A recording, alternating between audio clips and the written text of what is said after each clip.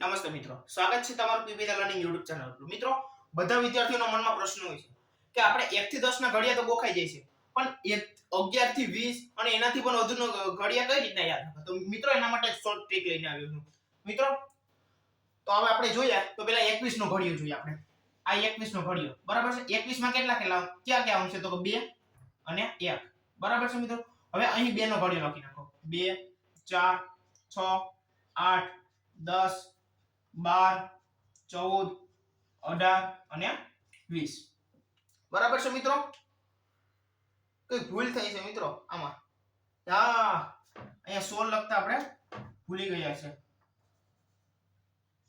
18 અને 20 બરાબર છે મિત્રો। હવે અહીં 2 નો ઘડિયો લખી નાખો। હવે અહીં 1 નો ઘડિયો લખી નાખો। 1 2 3 4 5 6 7 8 9 અને 10। હવે મિત્રો તમે જુઓ, આનો આગળ 0 લગાડી દો બંનેમાં। આનો એકમનો અંક શું છે? 2। આનો એકમનો આનો એકમનો અને આનો દશકનો અંક જોવાનો બરાબર છે। આનો એકમનો અંક શું છે? તો કે 2। આનો દશકનો અંક છે 2। 2 અને 0 નો સરવાળો શું થાય? તો કે 2 અને 1 એવી રીતના મૂકી દેવાનું બરાબર છે મિત્રો।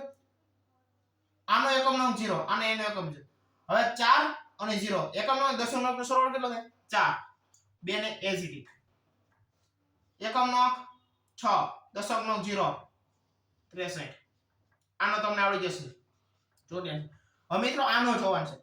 હવે આનો એકમનો અંક શું છે? 0। 0 બરાબર છે મિત્રો। મારાથી 0 બોલાઈ ગયું। આનો એકમનો અંક 0 છે। આનો એકમનો અંક છે 5। 0 અને 0 નો સરવાળો 0 થશે, તો 1 ને એઝ ઇટ ઇઝ 0 અને 0 નો સરવાળો 0 અને 5 બરાબર છે મિત્રો। આ 0 છે। 2 અને 0 નો સરવાળો કેટલા થાય? 2 126 147 168 189 અને આ 2 ને 210 બરાબર છે મિત્રો। આ રીતે આપણે 21 નો ઘડિયો લખીએ। એ રીતના આપણે હવે તમને ઘડિયો આવડે ને એવો લખીએ। 12 નો નહીં 15 નો ઘડિયો લખીએ, એટલે તમને ત્યાં આવડતો પણ હશે અને તમને ખબર પડી જશે આ રીત સાચી છે કે નહીં। 1 નો ઘડિયો 1 2 3 4 5 6 7 8 9 અને 10। 5 નો ઘડિયો 5 1 5 5 2 5 3 15 5 20 25 30 35 40 45 અને 50 બરાબર છે મિત્રો। હવે એકમનો અંક અને દશકનો અંક જુઓ। પહેલાનો દશકનો અંક, પહેલાનો એકમનો અંક, બીજાનો દશકનો અંક। 1 અને 0 નો સરવાળો 1 15। 2 અને 1 નો સરવાળો કેટલો થાય મિત્રો? 2 અહીંયા જોજો, અહીંયા જાણવા જેવું છે। 0 એઝ ઇટ 2 અને 1 નો સરવાળો 3, આગળ પાછળ 0। 3 અને 1 નો 4, 3 અને 1 નો સરવાળો 4, 5 એઝ ઇટ 4 અને 2 નો સરવાળો 6, 0 એઝ ઇટ 5 અને 2 નો સરવાળો 7, 0 એઝ ઇટ